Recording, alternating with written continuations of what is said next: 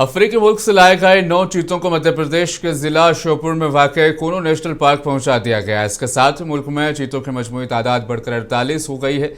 एक सरकारी अहदेदार ने ये मालूमात दी। हुकाम के मुताबिक मुल्क में चीतों की आबादी को दोबारा बहाल करने के लिए 4 साला चीता बाज़ाबातकारी मंसूबे के तहत अफ्रीका से तीसरी मरतबा चीते लाए गए। इन चीतों को इंडियन एयरफोर्स के तैयारों के जरिए भारत मुंतकिल किया गया। मरकजी वज़ीर माहौलियात, जंगलात व मौसमियात तब्दीली भूपेंद्र यादव पार्क में तैयार किए गए बाड़ों में इन चीतों को उन्होंने छोड़ा।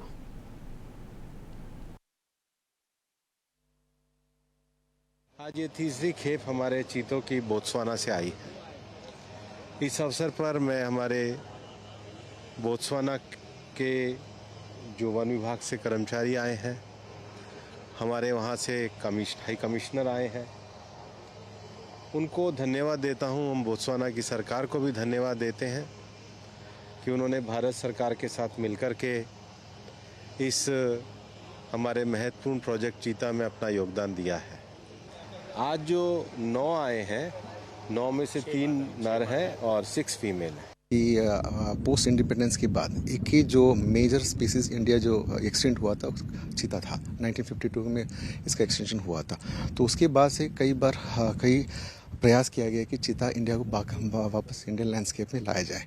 तो उसके वो प्रयास में हम लोग फर्स्ट लाए थे 2022 को सितंबर महीने में नामीबिया से 8 चीता। उसके बाद 23 में फरवरी में 12 चीता साउथ अफ्रीका। टोटल 20 चीता हम लोग 2 कंट्री से लाए। फिर उसके बेसिस पे कुछ अच्छा है हम लोग का निरीक्षण रहा। They, like I said, they've been in quarantine. But in terms of the vegetation, I mean, temperatures in Botswana as they were living yesterday, they're almost the same as we are today here. And we expect them to gradually adapt to their new environment. Cheetahs from other areas in the region. Mongolia में 28 मार्च से 11 अप्रैल तक एशियाई boxing championship मुकाबले मुनाकिद होने वाले हैं। Olympic medal याफ्ता लवलीना और 2 मरतबा के आलमी चैंपियन निखत ज़रीन भारत की 20 रुकनी टीम की क़यादत करेंगी। भारत ने 1 माह तक जारी रहने वाले सख्त जांच और इंतखाबी अमल के बाद टीम का ऐलान किया है। जनवरी में कौमी चैंपियनशिप के बाद मुमकिना खिलाड़ियों को पटियाला में जारी कौमी कैंप में शामिल कर लिया गया है। इंतखाबी पॉलिसी के मुताबिक एशियाई चैंपियनशिप के फाइनल में पहुंचने वाले बॉक्सर्स को दौलत मुश्तरका खेलों और एशियाई खेलों के लिए मुंतखब किया जाएगा, जिससे इस टूर्नामेंट की अहमियत मज़ीद बढ़ गई है। जम्मू कश्मीर क्रिकेट टीम ने तारीख रकम कर दी है। रणजी ट्रॉफी के फाइनल में जम्मू कश्मीर ने तारीख रकम करते हुए पहली मरतबा टाइटल अपने नाम कर लिया। फाइनल में कर्नाटका क्रिकेट टीम के खिलाफ मुकाबला ड्रॉ पर खत्म हुआ। ताहम पहली इनिंग्स में बरतरी की बुनियाद पर जम्मू कश्मीर को चैंपियन करार दिया। इस तारीखी फतह में टीम के तेज गेंदबाज आकिब नबी ने कलीदी किरदार अदा किया। उन्होंने पहली इनिंग्स में शानदार बॉलिंग करते हुए 5 अहम विकेटें हासिल की, जिससे कर्नाटक की टीम दबाव में आ गई और जम्मू कश्मीर को फैसलाकुन बरतरी हासिल हुई। टीम की इस तारीखी कामयाबी पर रियासत भर में जश्न का माहौल है और माहिरीन क्रिकेट इसे भारतीय डोमेस्टिक क्रिकेट की एक बड़ी कामयाबी करार दे रहे हैं।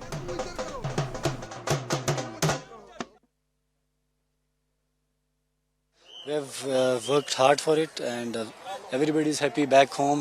Here we have worked very hard, day and night, day out, and it feels good, great.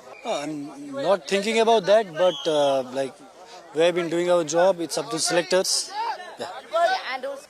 It has been very good, to be honest. I never thought that it will be like this. So we are very happy to be on the winning side. Yeah, like, it's a very good side. Karnataka has been always, like, fantastic side, and they will be the fantastic side. But to be honest, like, with the betting they had, we were a little bit, shaky as well, like 580 is enough or not. So, it just always kept us on the toe. And we are happy that we got out early, them out, and now we are in a winning position. So I am running short of words. I am just trying to soak in the moment and pure emotions. Right now, no bigger words. Just wanted to live this moment and just enjoy the moment. Speaks itself. इसके पीछे काफी hard work है, काफी मेहनत है, काफी सारे decisions हैं। सर, पहले तो मैं पूरी टीम को कांग्रेचुलेट करना चाहूँगी, क्योंकि ये हमारे लिए बहुत बड़ी बात है। ये एक प्रोसेस था जो हमने 5 साल पहले शुरू किया था, है ना, and rest is just the history. But इस टीम के पीछे जो इनकी डेडिकेशन है प्लेयर्स की, जो उनका डिटर्मिनेशन है और उनका जो पॉजिटिव माइंडसेट है, आई थिंक वही आज हमें यहाँ लेके आया है, क्योंकि in the whole season they all played very fearless. और मोस्ट इम्पॉर्टेंटली और इंटरेस्टिंग बात यह है कि हर एक प्लेयर ने जो कंट्रीब्यूशन है ना, सब प्लेयर्स ने अपना अपना कंट्रीब्यूशन दिया है, और जब टीम में हर एक प्लेयर अपना कंट्रीब्यूशन देता है तो जीत तो निश्चित है ही है।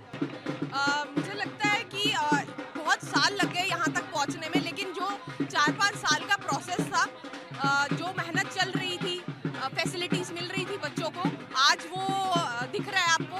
आज हमारे पास जेकेसीए की आप पिचेस देख सकते हैं, यहाँ पे लाल मिट्टी की पिच है, यहाँ पे ईरान और इसराइल और अमेरिका के मुबैना मुश्तरका हमले के बाद हिंदुस्तान ने इसराइल में मुकीम अपने शहरियों के लिए एडवाइजरी जारी करते हुए इंतहाई एहतियात बरतने और हर वक्त चौकस रहने की हिदायत दी है। भारतीय हुकूमत की जानिब से जारी बयान में कहा गया कि खित्ते में मौजूदा सिक्योरिटी सूरत-ए-हाल के पेश नज़र इसराइल में रहने वाले तमाम भारतीय शहरी गैर मामूली एहतियात इख्तियार करें और हर वक्त होशियार रहें। सोशल मीडिया प्लेटफॉर्म एक्स पर जारी पैगाम में कहा गया कि भारतीय शहरी इसराइली हुक्काम और होम फ्रंट कमांड की जानिब से जारी सिक्योरिटी हिदायत पर सख्ती से अमल करें।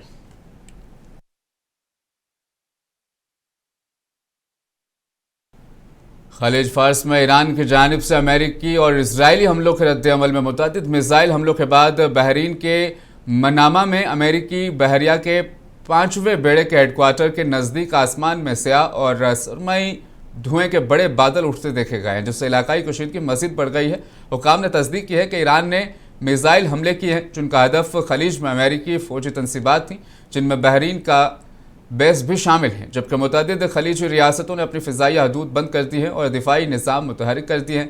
हमलों के पेश नज़र शहरियों को मोहतात रहने और महफूज मकामात पर पनाह लेने की हिदायत भी जारी की गई। ईरान, अमेरिका और इसराइल के बीच चल रही जंगी कशीदगी के बायस हिंदुस्तान से मुतअद्दिद परवाज़ें मनसूख कर दी गई। केरल के कालीकट एयरपोर्ट से खलीजी ममालिक के लिए परवाज़ें मनसूख कर दी गई, जिसके नतीजे में कई मुसाफिर एयरपोर्ट पर फंसे नजर आए। मुसाफिरों ने इंतजामिया से फौरी रहनुमाई और मुतबादिल इंतजाम की अपील की। एयरपोर्ट हुकाम के मुताबिक परवाज़ों की मनसूखी इसलिए की गई कि फ़ज़ाई सिक्योरिटी और बैनुल अक़वामी सूरत हाल की वजह से किसी भी गैर मुतवक्का खतरे से बचा जा सके।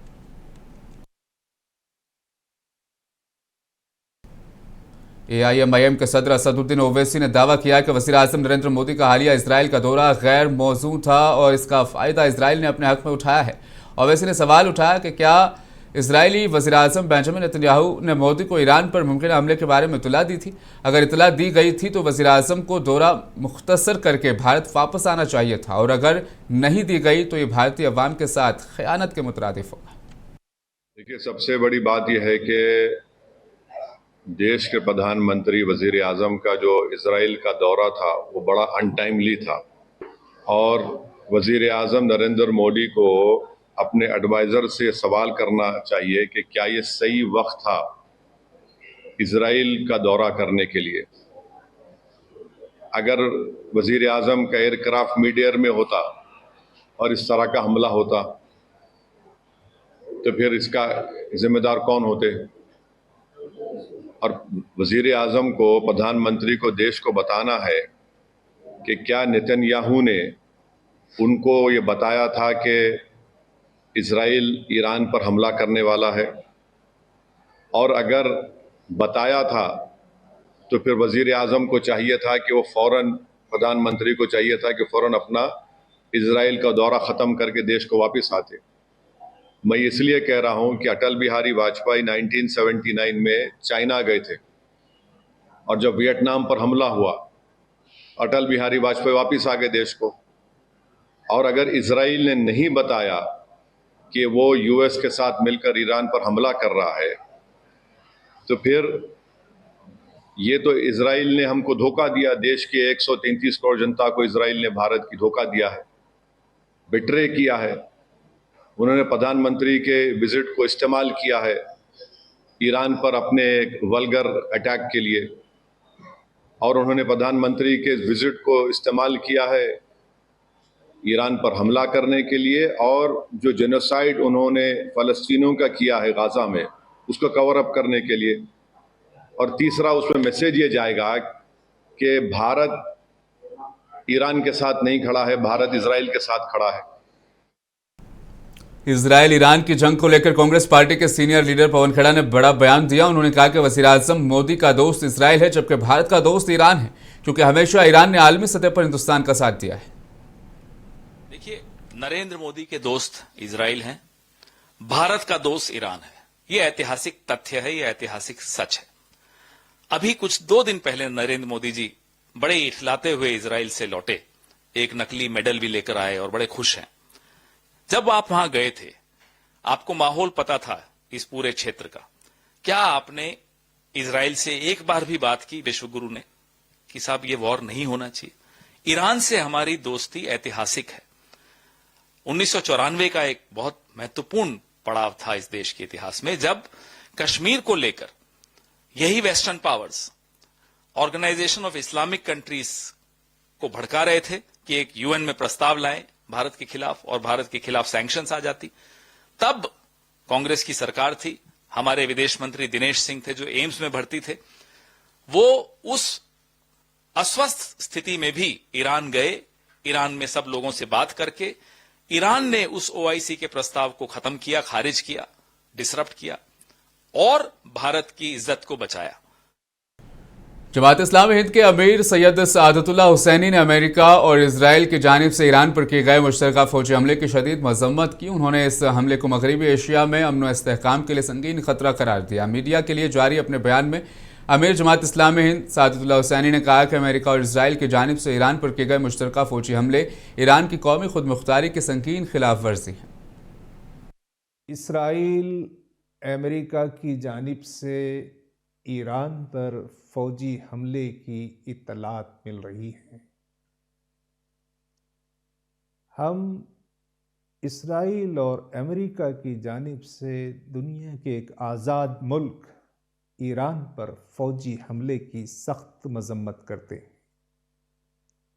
ये फौजी हमला एक इलाक़ाई जंग में तब्दील होगा और सारी दुनिया के अमन को नुकसान पहुंचाएगा। ये मुल्कों की जो खुद मुख्तारी है उस पर कारी ज़रब लगाने वाला है। इसराइल और अमेरिका ने ईरान के मुख्तलिफ हिस्सों पर जो बमबारी की है, जो इंसानों को दुख में और तकलीफ में मुब्तला किया है, वेस्ट एशिया का इलाक़ा पहले ही धमाकों सूरत हाल में मुब्तला है। अमेरिका और इसराइल की जानिब से जो इंसानी हुकूक की पामालियाँ होती हैं।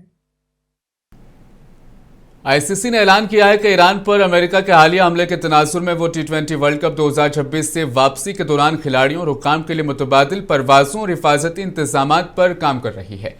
आईसीसी ने हफ्ते को जारी बयान में कहा कि वो मगरबी एशिया में पैदा होने वाली सूरत हाल पर करीबी नज़र रखे हुए हैं और भारत और श्रीलंका में जारी T20 वर्ल्ड कप से तमाम मुतल्लिक स्टेक होल्डर्स के सफ़र, लॉजिस्टिक और हिफाजती ज़रूरियात को यकीनी बनाने के लिए जामा इमरजेंसी प्लान नाफिज कर दिया गया है।